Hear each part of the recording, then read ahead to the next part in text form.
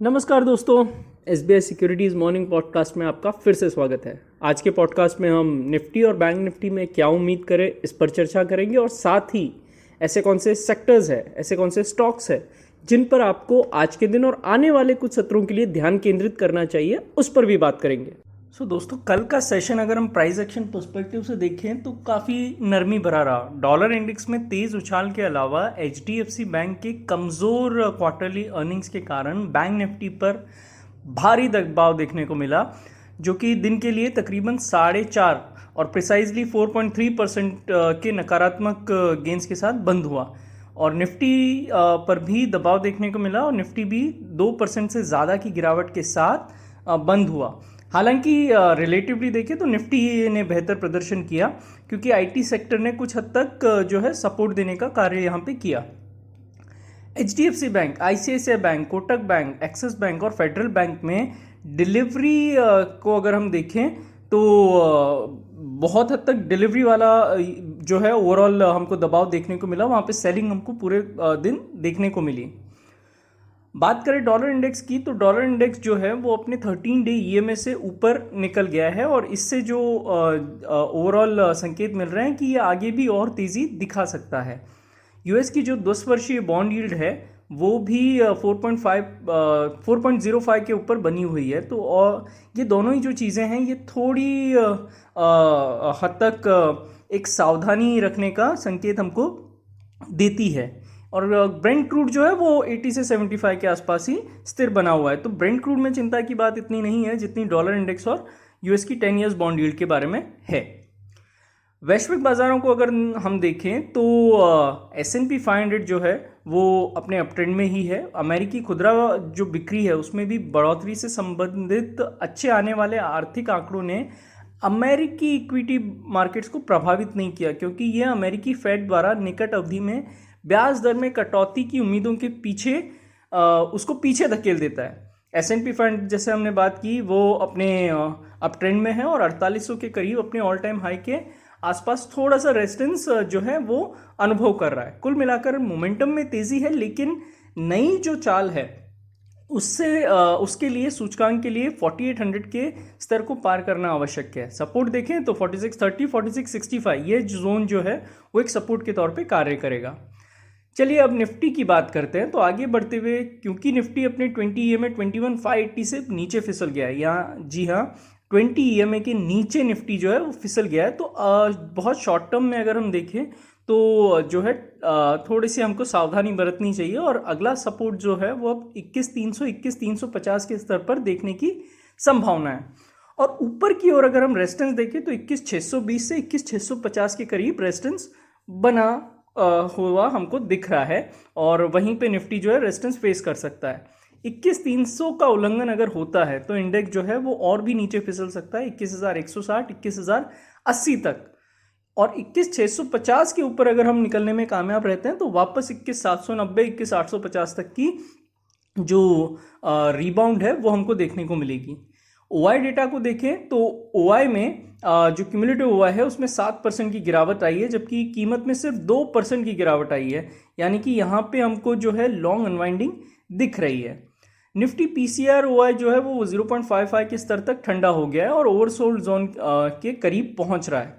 21500 और 21400 स्ट्राइक में put writing देखी गई है, वहीं 21600 के साथ साथ 21700 के कॉल में भी आक्रामक राइटिंग देखी गई है। कुल मिलाकर आने वाले कुछ सत्रों के लिए जो रेंज निकल कर आ रही है वो 21300 से 21700 की हमें नज़र आ रही है। तो निफ्टी के लिए 21300 से 21700 की ये रेंज हमको नज़र आ रही है। अभी बैंक निफ्टी देखते हैं तो बैंक निफ्टी आगे बढ़ते हुए 50 ईएमए जोन 46400, 46500 एक रेजिस्टेंस के तौर पे कार्य करेगा।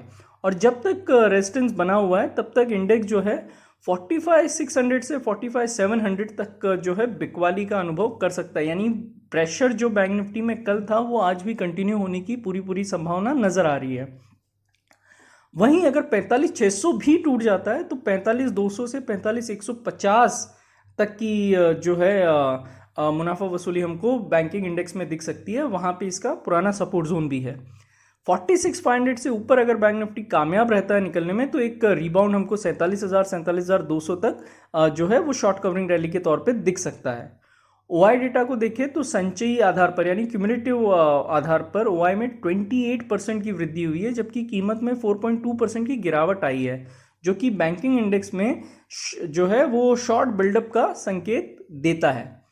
बैंक निफ्टी की अगर हम पीसीआर देखें तो 0.65 पर है और 46,200 46,500 के कॉल में, वहीं 46,200 46,000 के पुट में ओपन इंटरेस्ट जो है वो बिल्डअप होते हुए नजर आया। जो आने वाले कुछ सत्रों के लिए एक रेंज अगर हम देखें तो 45,400 से 46,400 ये 1000 पॉइंट की रेंज हमको नजर आ रही है। यहाँ ध्यान देने वाली बात है कि आने वाले 3 दिनों में आईसीआईसीआई और कोटक बैंक, ये जो बैंकिंग के हेवीवेट्स हैं, इनके भी नंबर्स आने वाले हैं। तो यहाँ पे कोटक बैंक आईसीआईसीआई बैंक के प्रदर्शन कैसा रहता है, इससे भी बैंक निफ्टी की आगे की चाल जो है वो निर्धारित होगी। तो चलिए, निफ्टी की बात हो गई, बैंक निफ्टी की बात हो गई। अब बात करते हैं आपके लिए जो फेवरेट सेगमेंट है कि कौन से ऐसे सेक्टर्स और स्टॉक्स है जो आपकी वॉच लिस्ट में होने चाहिए या जिस पर आपको ध्यान केंद्रित करना चाहिए। तो सबसे पहले अर्निंग्स की बात करें तो सबसे प्रभावशाली स्टॉक जिनकी आज क्वार्टरली अर्निंग्स आने वाली है वो है इंडसइंड बैंक, पॉलीकैब और टाटा कॉम। अगर हम रेलवे स्टॉक्स की बात करें तो राइट्स, आरबीएनएल, इरकॉन, आईआरएफसी जैसे रेलवे काउंटर्स में बढ़िया खरीदारी कल भी देखने को मिली, जब बाजार में चौतरफा बिकवाली का सामना करना पड़ रहा था। ओवरऑल बाजार से देखें तो एचसीएल टेक, हुडको, IRDA, Mindacorp, BPCL, IOC, Hercules, KTK bank, LTTS, Mirza, Midhani और स्पेशलिटी रेस्टोरेंट में तेजी देखी गई है। एफआईआई का अगर हम आंकड़ा देखें तो कल एफआईआई ने भारी भरकम बिकवाली की। आंकड़ा देखेंगे तो 10,578.13 करोड़, फिर से रिपीट करता हूं, 10,578.13 करोड़ रुपए की बिक्री की। डीआईआई ने 4,006.44 करोड़ रुपए की खरीदारी की। इंडेक्स फ्यूचर्स के लिए एफआई का लॉन्ग शॉर्ट रेशियो जो है वो बिगड़कर 54.19 हो गया है, क्योंकि उन्होंने ओवरऑल आधार पर 58,945 इंडेक्स फ्यूचर्स जो है वो बेचे हैं। स्टॉक वायदा के मोर्चे पर बात करें तो एफआई ने 69,504 कॉन्ट्रैक्ट बेचे हैं, वहीं ऑप्शंस के मोर्चे पर एफआई ने 4,52,583 कॉल कॉन्ट्रैक्ट बेचे हैं और 4,17,203 पुट ऑप्शन कॉन्ट्रैक्ट भी बेचे हैं।